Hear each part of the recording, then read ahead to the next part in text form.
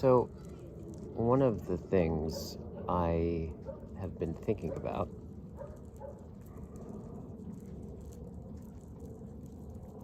and by thinking I mean, in some sense, some that in me which is seems to be gathering relations, right? Which I guess is what thinking actually phenomenologically really does. Is it it it, it gathers things as things. It gathers events, various time space differences, and thinks them together, if you will. It also implicitly thinks things out. But I think that when I say I've been thinking about, right, such a interesting phrase because it seems to speak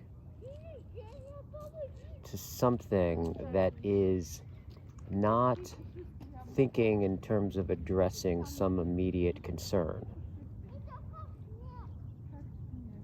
However, that stratum of thought or that quality of mind, cognivity, however you want to call it, just thinking. In some sense, when I say that term, I've been thinking about. I think what that points to is, in some way, whatever it is that I've been thinking about, it reveals to me in sharing it, in thinking it, and then in saying it, if I ever do say it, what on a very deep level I am concerned about. That in some way is usually beyond the immediate, but rather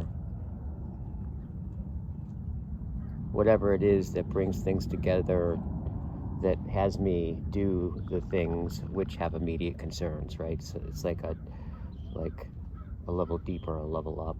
So I think that's what I mean when I say I've been thinking about. And of course, I don't necessarily even mean that I've been literally having neurological stimulation in my mind. Often, when I say I've been thinking about, I may not have actually had any thoughts in my frontal cortex. It may have just been a gathering, felt sense, if you will, a reflective concernfulness in some kind of domain of life, right?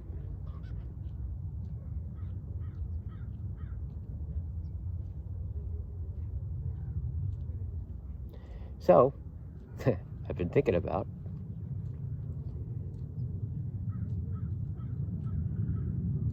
this sense or awareness of just how much human life is so characterized by repetition.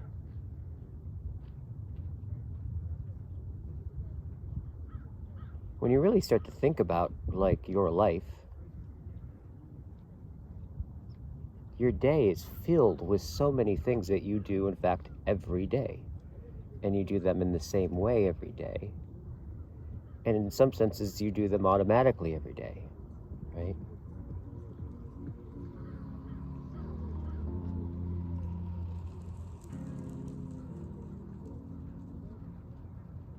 And that there's something about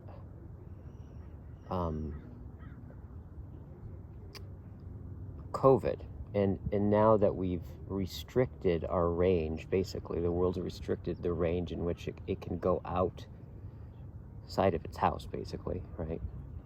All that stuff's kind of restricted.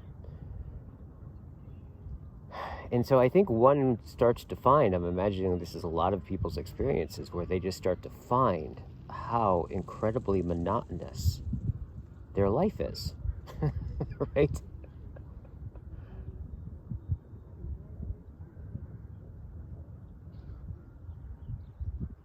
And that if you put constraints around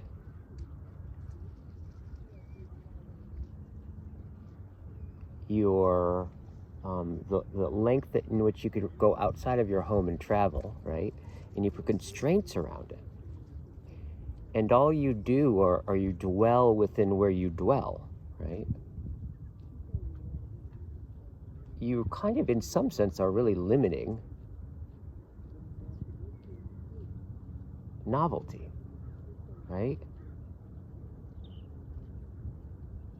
Because the home, if it's a home, right, is filled with repetition, regularity, right, familiarity. In some sense, it's what makes it a home. It's, it's the home is that place where every part of your home is in some sense handling concerns already, such that you don't have to think about them. You don't have to encounter them, right? It's made for you. That particular couch you've had for years is like, formed to your own butt contour, right? And so there's just so much as human life is just regularity, man. It's like monotony, it's repetition, it's ritual, it's rhythm, it's rhyme, right? And it's pretty much always been that way. In fact, I was listening to a combat soldier I think it was in Afghanistan. And it was something like they were interviewing the platoon that had the most amount of action of like 80 platoon or something like that. In other words, it was like the most hop-in platoon in Afghanistan in war, in combat, right? And when he was asked to describe what was the dominant experience of being in the platoon in Afghanistan, he said the boredom was just unending. The monotony and the waiting and the boredom was just almost unbearable. Right? That just really struck me, right? He didn't say, the action of the fighting and all the stuff that you can hear soldiers say. He didn't not say that. But the predominance of his experience were these long, right, days of it being hot and sitting in a foxhole and nothing happening at all, right?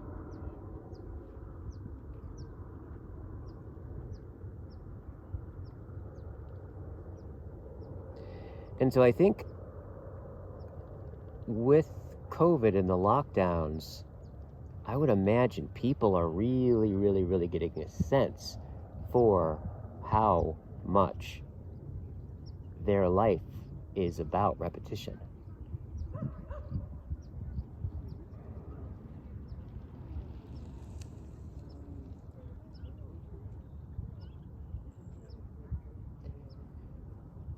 And it's been long enough that I would imagine that the constant novelty hose called the internet, right, is even that has gotten so repetitious that even like people are just bored out of their mind, even with an infinity of stored light, ready to be shot in their head for dopamine hits, right? I would imagine that the boredom, right, and the enduring length of time and monotony at some point is probably breaking through into their awareness, right? I mean, I just had to go. Me and my wife just went to Hot Springs, right? We got a cabin. And I realized that, that I hadn't really left my neighborhood in, like, I don't know, felt like a year. I probably have not, literally had not left my neighborhood for like 3 months. Now I take walks every day, and I I come out and I exercise and I do all kinds of stuff, right? Um, just around my house. Yet still, there was this sense in which I had the hardest time being able to kind of tell like what was important, because everything started to look equally important. So like trying to figure out where to put my attention was that was a problem, right? If everything looks exactly the same, but how do you know where to put your attention? And I was like, okay, maybe we need to get out of here. And it's funny, it was just for a few days, and we did, and we came back, and I really do get a sense of difference, right? That difference made a difference. Now I'm like, I can actually see the monotony, I can see the boredom per se. There's a background and a foreground, right? Just a little bit of that novelty. And but there is something going on in our time. And I would say that it's really as a result of the technicity, the age of technicity, right? The age of techniques, or the dominance of the technical and framing of literally everything, right? And the way that the technology, not in the sense of the technological devices and advances and stuff like that. Like, I'm not speaking to that, right? But I'm speaking to that mode of technicity becoming the mode of human beings, where everything is seen in terms of a standing reserve on wait and on call to be optimized, utilized as a series of inputs and outputs in a cybernetic system. It is eerie. When you start to look at that, it is eerie how deep that sensibility goes, even to ourselves, even to our kids, to education, everything, right? Everything has become inframed, right? And I think with that, right, one of the things that technology has really done is I mean, this is no secret, but social media and the internet and all the different ways that it's like novelty on tap. And I think the guy who wrote Deep Work talks a lot about this. Like, this is the first time in history where literally whenever you feel bored, you can basically hit a button and pipe in something new, right? And then I think the way he talks about it in that book, which I think is actually a pretty good book, he says that that has dire consequences, because human life is we're in some sense designed to be able to tolerate and experience boredom, right? Long stretches of slowness, right? And that deeper level below that boredom, we start to tap into like deeper levels of attention. You can start to see deeper patterns and really be able to focus in a much deeper way and do what he calls deep work, right?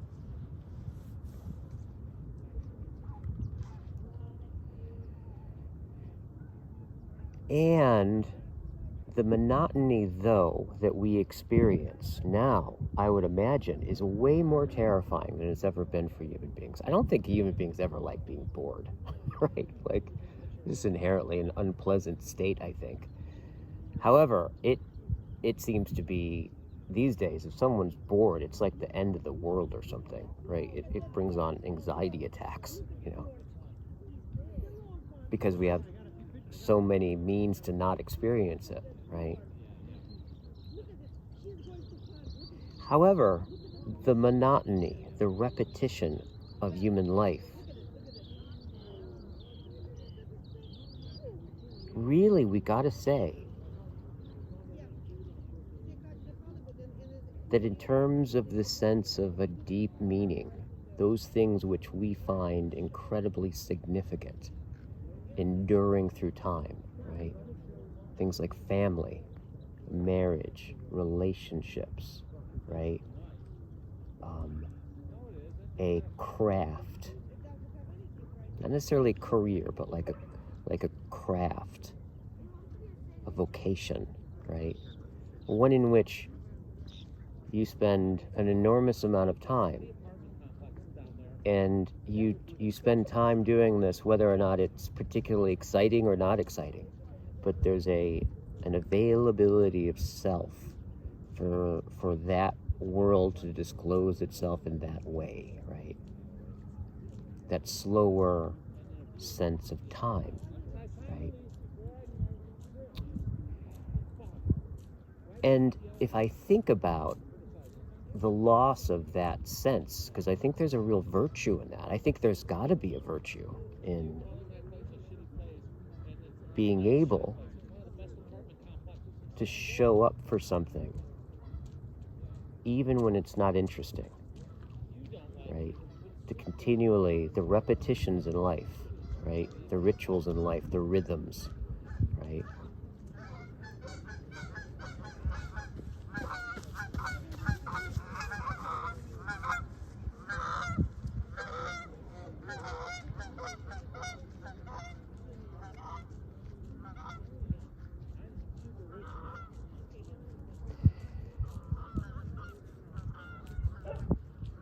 I would say as we go back in time, you could say like things were like architecture, things, culture, societies. As you go back in time, I think have more and more of a sense for this repetition, this sense of slowness, this sense of that deeper sense of time, right? I'm going to order an Uber to take me back to my place now.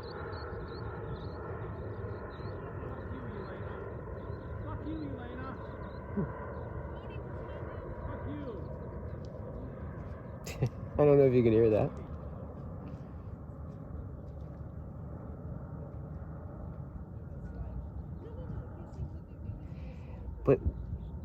But as you go back in time, right, I think things in one's house, right? Now things in our house and things in general, one of the key, they're no longer things aren't what things were at one point, right? Like I'm talking about normal objects like a chair and a couch and a sink and all the normal stuff that support that repetition of human life, the way houses are built, right? Now, most of them are almost all about utility, right? Usefulness, practicality. And even their aesthetic, right? If you look at IKEA, it's like almost the aesthetic itself you get the sense it's like the minimalist amount. In some sense, it shows its pure utility, and that's like even like it's like the aesthetic sense or something, right? Track houses, right? All in one row, like miles of fucking houses, right? There's like 3 of them, and they're all just the same house, just slightly different, right? Such a strange thing. And to draw a contrast with that, I think as you go back in time, houses and objects and the normal things that you encounter in your life start to inhabit a history. They start to actually carry a history, right?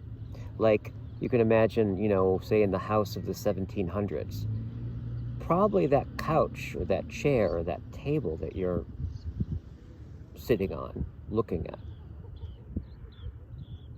was built either by your family or,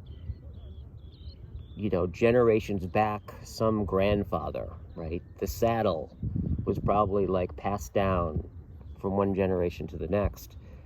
If you think about like all of the objects, right, that at that time, most of it is going to be, most likely you're going to at least know or be connected to in a historical way to the maker of the object, right? So even though the house and the chair and the sofa were functional, right? They were useful. It has it, you use them. That's why they were there. However, the significance of what shined forth wasn't just utility, it was meaning. I remember this actually in Chicago, and I think as you go in America, at least, the more East Coast you go, and I think this is definitely disappearing, but for example, I had my Uncle John worked at GM his whole life. He got a new red truck every year, like for his entire life, basically. And my grandfather, his father, worked at GM his whole life. And on some level, like that job, I'm sure was monotonous and repetitive as all get out. However, that repetition, right, in some sense had a depth dimension to it that spoke to his father and what he did at GM and how he got the uncle, his son, into GM, and that pass off, and they all knew each other, and there is a sense of historical depth there that in some way afforded his ability to dwell, in a certain sense, within that repetition in a way that was meaningful to him.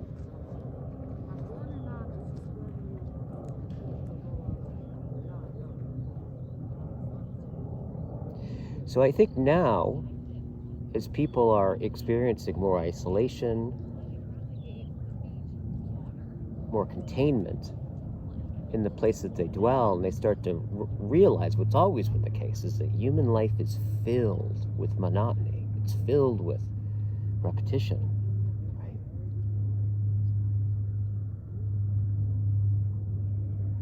That I believe that maybe it's different now, right?